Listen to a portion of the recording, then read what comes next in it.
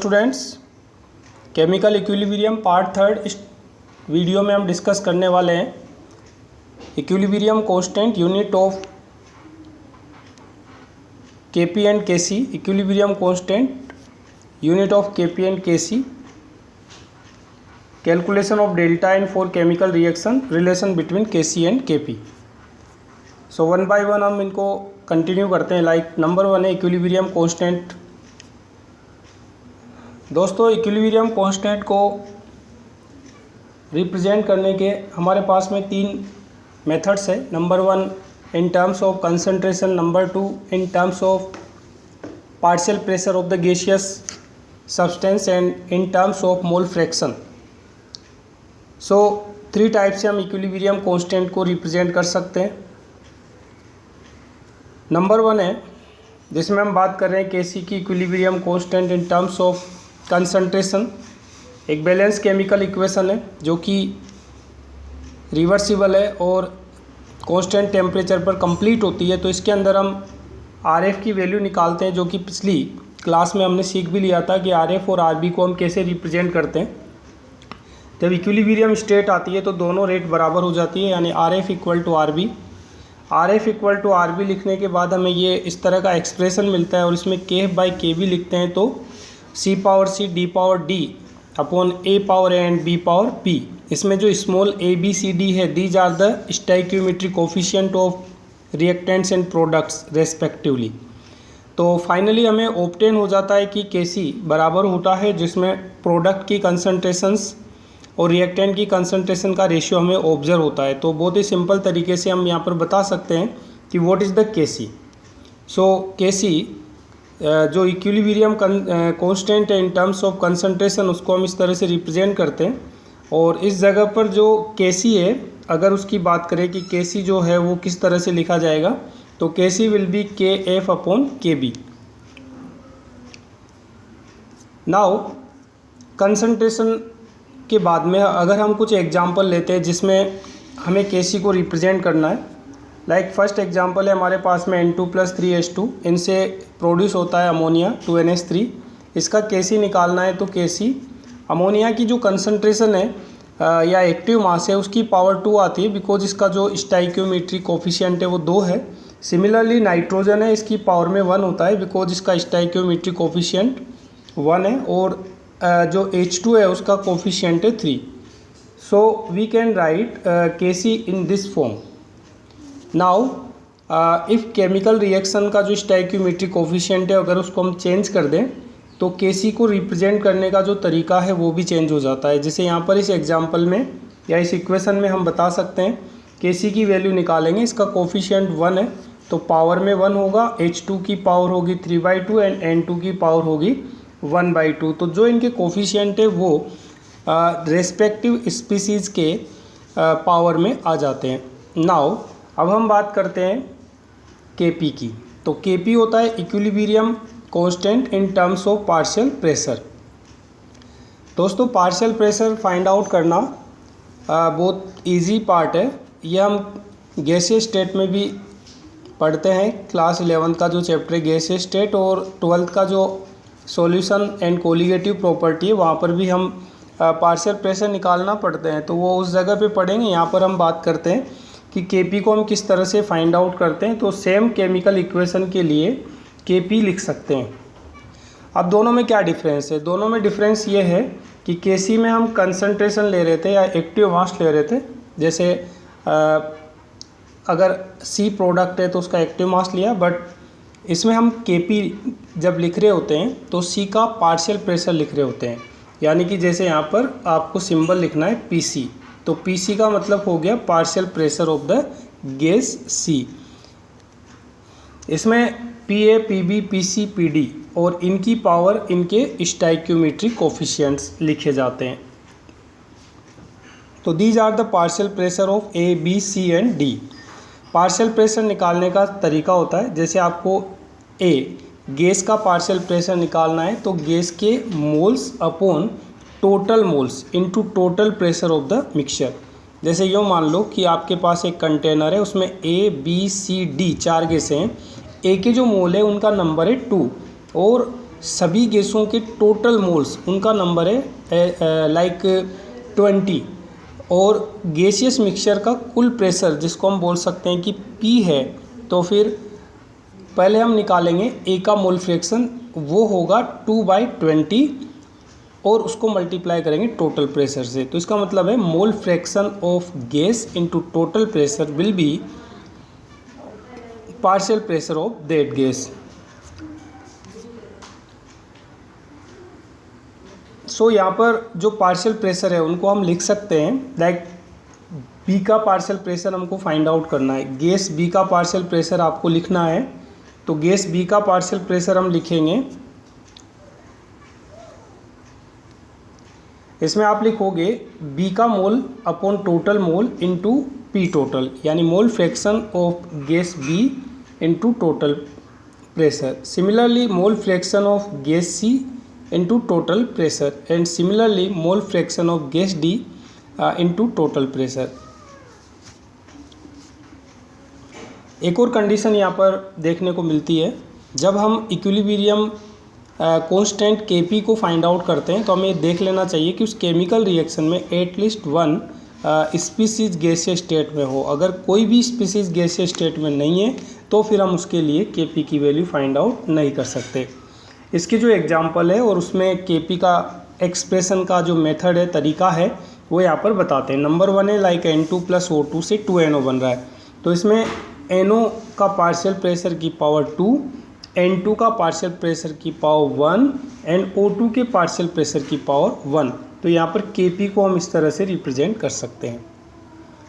भाई वैसा ही है जैसे आपने Kc लिखा था, तो Kc में कंसंट्रेशंस होती है या फिर एक्टिव मास होता है तो उसकी पावर होती है, और जब हम Kp लिखते हैं तो Kp में पार्शियल प्रेशर होता है और उनकी पावर लिखी जाती है। तो स्टाइकियोमेट्रिक कोफिशिएंट तो दोनों जगह ही सेम तरीके से लिखे जाते हैं। इसमें एक और एग्जांपल है जो कि कैल्शियम कार्बोनेट के डिकम्पोजिशन का लिया हुआ है। कैल्शियम कार्बोनेट जब डिकम्पोज होता है तो इसमें एक गैस बनती है, that is the carbon dioxide gas. तो यहाँ पर बाकी सब सॉलिड स्टेट में है, बट CO2 इन गैसीय स्टेट, तो इसका जो Kp लिखा जाएगा वो PCO2 के बराबर होगा, यानी कि partial pressure of the carbon dioxide gas. Now Kx को हम कैसे लिखते हैं? तो एक्चुअली Kx का बहुत ज़्यादा यूज़ हम करते नहीं हैं, हमारे सिलेबस का भी बहुत कम पार्ट है, हमें पता होना चाहिए कि Kx कैसे लिखते हैं। तो Kx में हम मोल फ्रैक्शन यूज़ करते हैं, Kc में करते हैं कंसंट्रेशन, Kp में करते हैं पार्शियल प्रेशर, और Kx में मोल फ्रैक्शन। लाइक इसका अगर हमको Kx लिखना है तो मोल fraction of SO3, mole fraction of SO2 and mole fraction of O2 use करेंगे, और उसके बाद इनके जो कोफिशिएंट है वो इनकी पावर में आ जाएंगे। Now unit of Kp and Kc कैसे लिखा जाता है?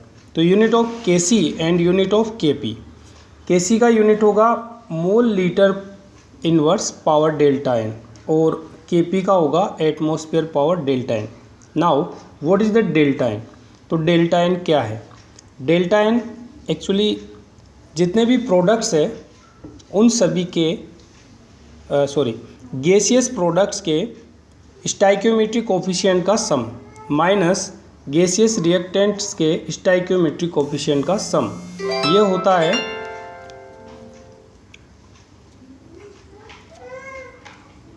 Delta n. फॉर एग्जांपल यहाँ पर बहुत सारे एग्जांपल मैंने लिए हैं जिसमें डेल्टा एन को रिप्रेजेंट कर रहे हैं। लाइक जो केमिकल रिएक्शन है इसमें डेल्टा एन की वैल्यू निकालेंगे तो जो प्रोडक्ट है उसका कोफिशिएंट 2 है एंड रिएक्टेंट के कोफिशिएंट का सम है 1 + 3 4, तो ये आ जाता है -2। सिमिलरली इसके लिए निकालते हैं 2 - 3 -1। ये समझ में आ गया होगा आपको, इसका कोफिशिएंट 2 है और इनका 2 + 1 यानी 3 है, तो 2 - 3। इसमें है 2 - 1 यानी कि 1। कैल्शियम कार्बोनेट है तो इसमें गैसियस स्पीसीज एक ही है CO2, तो 1 - 0 यानी कि 1। इस वाली रिएक्शन में डेल्टा एन की वैल्यू है 0, क्योंकि इसमें 2 - 2 है एंड 2 - 2, इसमें भी 0 है, इसके अंदर 2 है, तो इस तरह से हम इनके डेल्टा एन की वैल्यू फाइंड आउट कर सकते हैं।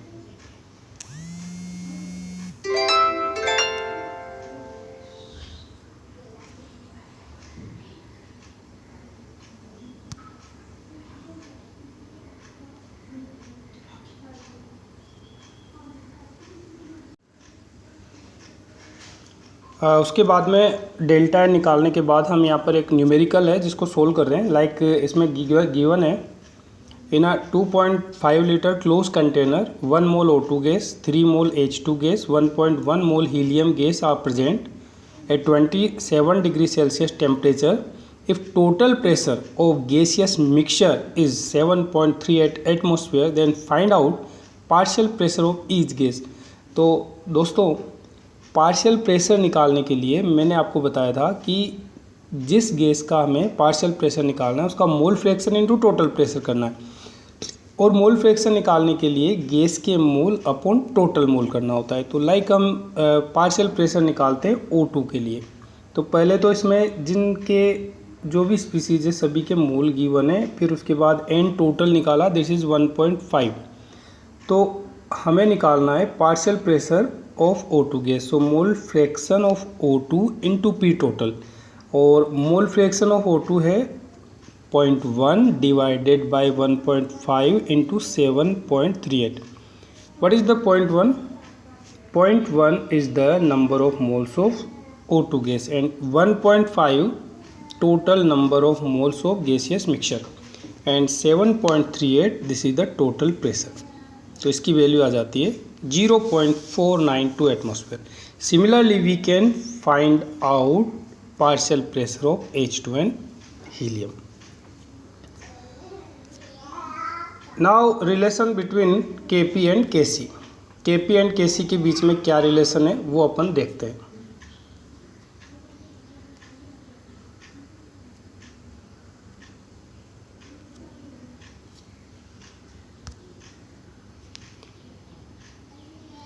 एक्चुअली Kp और Kc के बीच का रिलेशन होता है Kp equal to Kc RT power delta n. Delta n क्या है वो मैंने आपको अभी पिछले पेज पे बताया है।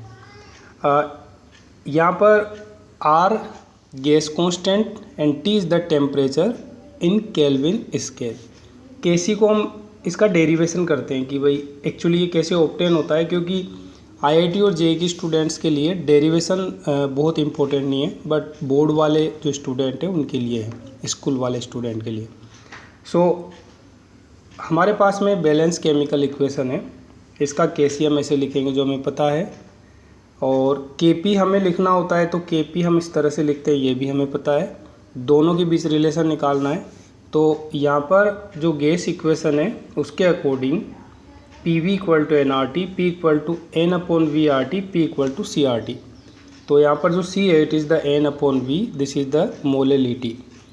अब हमको PA लिखना है, तो देखो ये जो इक्वेशन है P equal to CRT, C का मतलब है concentration in mole per litre and it is active mass. तो अगर आपको A का PA निकालना है तो यहाँ पर जो C है C की जगह पर आप लिखेंगे concentration of A, that is the active mass of A। Similarly PB equal to BRT, PC, CRT, PD, DRT। तो दीज आर द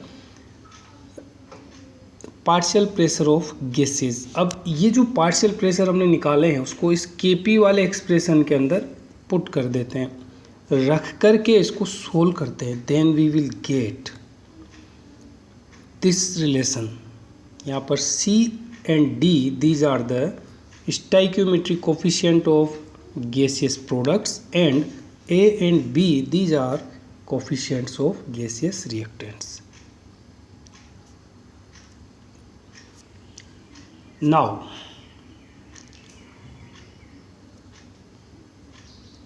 न्यूमेरिकल्स की बात करें या कुछ इस तरह के रिलेशंस की बात करें जो कि एग्ज़ाम में जनरली पूछ लिए जाते हैं, तो इसमें लाइक एक इक्वेशन है N2 + 3H2 gives 2NH3।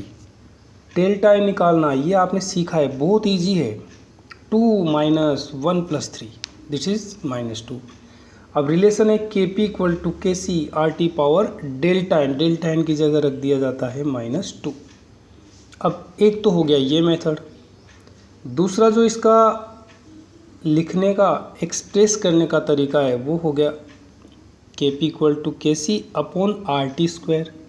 Are T को आप के पी की साइड में ले जाते हैं तो ये हो जाता है के सी इक्वल टू के पी आर टी पावर 2। फिर आप इसका log भी ले सकते हैं, log K C equal to this. So we can write relation between K P and K C in these manners.